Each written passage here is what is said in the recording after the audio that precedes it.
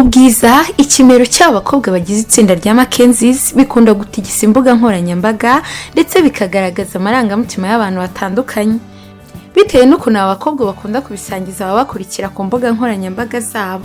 Aba bakobwa bite MACKENZIES girl, nge mugiye kubana muri iki cyegeranyo, ndi Clarisse UWAJENEZA.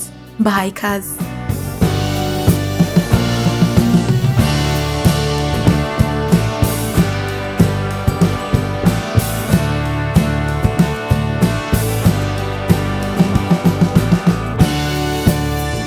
MACKENZIES ni itsinda ry'abakobwa batanu aribo Nishimwe Naomi, Uwineza Kelly, Uwineza Katia Kamal, Iradukunda Brenda, Uwase Pamela. Batatu muri bo baravukana aribo Nishimwe Naomi, Uwase Katia Kamal ndetse na Iradukunda Brenda. Mu gihe Uwineza Kelly ari nyirasenge wabo kuko avukana na se ubabyara. Uwase Pamela Loyana ni mubyara wabo. Abakobwa bamenyekanye cyane mu mwaka wa 2018 ubwo bifataga amashusho bari kuririmba indirimbo y'umuhanzi Mr Easy wo muri Nigeria. Barayamwoherereje nawe ayashyira ku mbuga nkoranyambaga ze, abantu batangiye kubakunda cyane ndetse bishimira n'uburyo bakozemo iyi ndirimbo. Nyuma benshi mu bakora ubucuruzi mu Rwanda batangiye kubiyambaza ngo babafashe mu buryo bwo kwamamaza ibikorwa byabo. Byavuye ku rwego rwo kwishimisha, ahubwo bisanga bakorana n'amasosiyete akomeye mu Rwanda, harimo nka MTN ndetse n'ibindi bigo bitandukanye by'ubucuruzi. Nyuma y'igihe bamamaza ibikorwa by'abandi, abagize itsinda rya MACKENZIES biyemeje gutangira ubucuruzi bw'imyenda.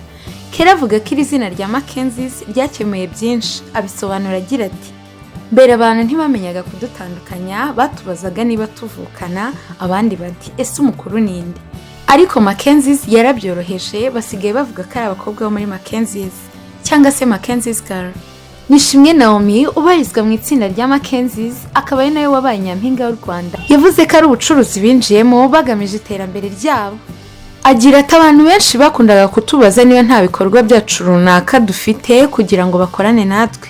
Byatumye dutekereza ku kintu twakora kikatubyarira inyungu. Twahurije rero ku bucuruzi bw'imyenda. Imyenda yabo bayise Zoe Design, gusa sibo bayikoresherezaga kuko iyo babaga bakeneye gukoresha imyenda myiza bajyaga ku badozi b'umwuga bakayibadodera bakabereka ibyo bakeneye. Gutangiza Zoe Design byabaye ku mugaragaro ku wa 10 Ukwakira umwaka wa 2020 mu gikorwa cyabereye muri Parking Hotel mu mujyi wa Kigali. Uwineza Kelly ni umwe mu bakobwa bagize itsinda rya MACKENZIES, akaba nyirasenge w'abakobwa batatu aribo Nishimwe Naomi, Uwase Katia Kamal ndetse na Iradukunda Brenda. Ubukwe bwa Uwineza Kelly wo muri MACKENZIES bwabaye Werurwe umwaka wa 2023. Yarushinze na Narrator David Nsengiyumva usanzwe ari umusirikare mu ngabo z'u Rwanda RDF. Basezeranye mu mategeko ku itariki 22 Werurwe umwaka wa 2023 Kinyinya. Ubukwe nyirizina bwabaye ku itariki 24 Werurwe umwaka wa 2023, harimo gusaba no gukwa ndetse no gusezerana imbere y'Imana. Ubukwe bwabo byari ibirori bikomeye byitabiriwe n'inshuti, imiryango ndetse n'abanyacyubahiro batandukanye. Ikindi nuko uyu Narrator David Nsengiyumva akinira APR. Kugeza ubu Uwineza Kelly ndetse na Narrator Nsengiyumva David bafitanye umwana w'umuhungu.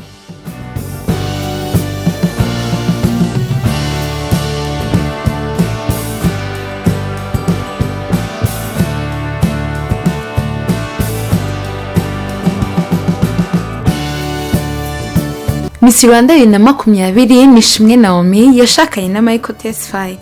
Ubuzima bwa bombi ubarebye ubona ko ari abantu bishimye kuko Naomi avuga ko Mike amwitaho kandi akunda ibikorwa bye. Naomi yavuze ko maze kwiga byinshi ku byerekeye ubuzima. Ati nize kwihangana, kubaha, guca bugufi kandi nkunda uburyo umugabo wanjye anyitaho. Hashize iminsi itari mike uyu Nishimwe Naomi ashyize hanze igitabo cye cya mbere yise More Than Crown. Mu Kinyarwanda bisobanuye birenze ikamba. More Than Crown ni igitabo Nishimwe Naomi yanditse, nicyo kintu kirimo kuri kw'amarangamutima ye menshi, yanditse ubuzima bwe ku giti cye. Naomi asobanurira ijambo agira ati More Than Crown nicyo gitabo cya mbere nanditse kandi namaze kukirangiza kuko cyane bigaragara ko yanakimuritse. Nicyo kintu cyiza kirimo kuri kw'amarangamutima menshi nanditse mu buzima bwanjye. Nacyanditse nkizemo igice cyose cyanjye, imbaraga, amasomo yanjye, ububabare ndetse no kwemera kose. Iri jambo rya Naomi ryerekanye neza ko iki gitabo atacyanditse nk'umushinga usanzwe, ahubwo cyaturutse ku nkovu z'ubuzima, amarira atavugwa icyizere cyo gukira n'urugendo rwo kongera kwiyubaka nk'umuntu. Mu bundi butumwa yatangaje, Miss Naomi yagaragaje ko atari wenyine muri uru rugendo, ko abakunzi be babaye igice cy'ibihe byose byo mu bihe yanyuzemo. Ikindi kandi abashimira ko babanye nawe kugeza kuri ubu.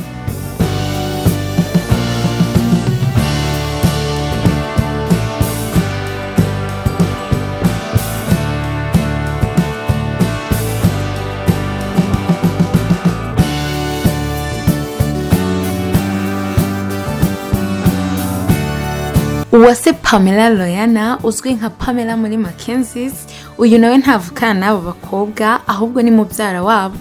Yasezeranye n'umukunzi we Martin Carlos Mwizerwa imbere y'amategeko ku wa 8 Ukuboza mwaka 2022 i Kigali mu karere ka Gasabo. Abo bombi ubukwe bwabo bwabereye kuri Romantic Garden ku Gisozi. Ibirori by'ubukwe byitabiriwe n'inshuti n'abavandimwe ba Pamela. Itsinda rya MACKENZIES harimo Miss Naomi, Brenda, Katia Kamal ndetse na Ken. Si ibyo gusa kuko hitabiriwe n'inshuti n'abavandimwe ndetse n'imiryango yombi.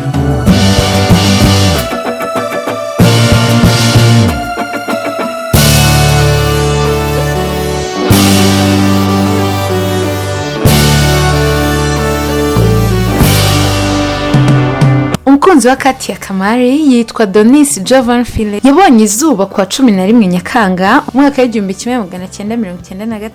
Ni umunyarwanda w'umunyamerika ukinira ikipe ya APR, akaba umwe mu bagize ikipe ya basket y'igihugu. Tariki 5 Nzeri umwaka w'2025 yakoze ubukwe na Donis Jovan nyuma y'igihe kinini bari bamaze bakundana. Kugeza ubu Adonis ndetse na Uwase Katia Kamal babana nk'umugore n'umugabo byemewe n'amategeko.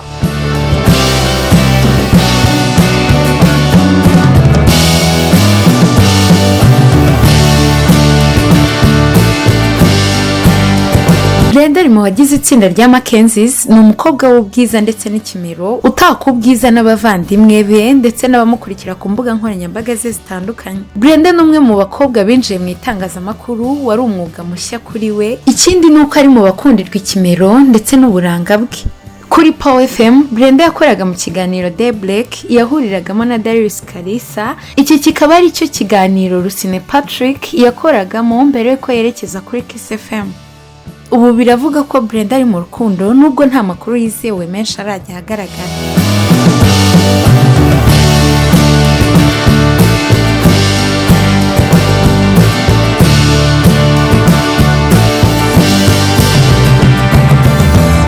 Mwakoze kubana nanjye muri iki cyegeranyo, nizere ko mwumviye byinshi mutaye munsi ku itsinda rya MACKENZIES. Abakobwa b'uburanga, ikimero cyo sinakubwira. Hari icyo wifuza kutubwira wajya muri comment ukatwandikira, naho ubutaha ndabashimiye.